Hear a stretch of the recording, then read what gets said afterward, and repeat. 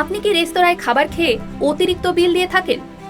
আপনাদের মধ্যে অনেকেই হয়তো বিলের সার্ভিস চার্জ হিসেবে যে অতিরিক্ত অর্থ আদায় করা হয়ে থাকে তা খেয়াল করেন না। আবার অনেকে হয়তো সার্ভিস চার্জ হিসেবে যা থাকে তা প্রদান করা বাধ্যতামূলক বলে মনে করেন।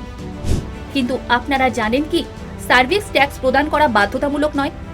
এটা ইচ্ছে মতো রেস্তোরাঁগুলি বিলের মধ্যে যোগ করে থাকে। তবে এখন থেকে কোনো রেস্তোরাঁ অতিথিদের থেকে পরিষেবা বাবদ সার্ভিস চার্জ আদায় করতে পারবে না। স্পষ্টতই জানিয়ে দিয়েছে দিল্লি আদালত।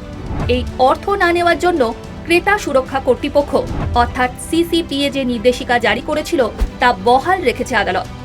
ওই নির্দেশিকা না মেনে কোনো রেস্তোরাঁ বিলের সঙ্গে সার্ভিস চার্জ যোগ করে অতিরিক্ত টাকা দিতে জোর করলে সেটা বেআইনি কাজ হিসেবে গণ্য হবে, যা জনস্বার্থ বিরোধী। আমাদের অনেকেরই হয়তো জানা নেই এই পরিষেবা কর অর্থাৎ সার্ভিস ট্যাক্স এবং পরিষেবা চার্জ অর্থাৎ সার্ভিস চার্জের মধ্যে পার্থক্য ঠিক কি। পরিষেবা কর রেস্তোরাঁয় প্রদত্ত পরিষেবার উপর সরকারকে প্রদেয় একটি কর। পরিষেবা করের সবচেয়ে গুরুত্বপূর্ণ বিষয় হলো এটি মোট বিলের মাত্র 40% ওপর ধার্য করা হয়।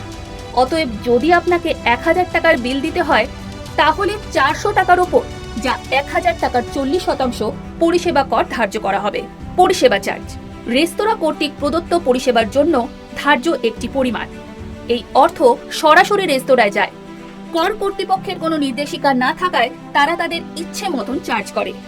চার্জ 5% থেকে 20% পর্যন্ত পরিবর্তিত হতে পারে। রেস্তোরাঁ থেকে রেস্তোরাঁর ওপর এটি নির্ভর করে। তাই সতর্ক থাকুন এবং বিল নেওয়ার পর তা অবশ্যই ভালো করে পড়ে দেখুন।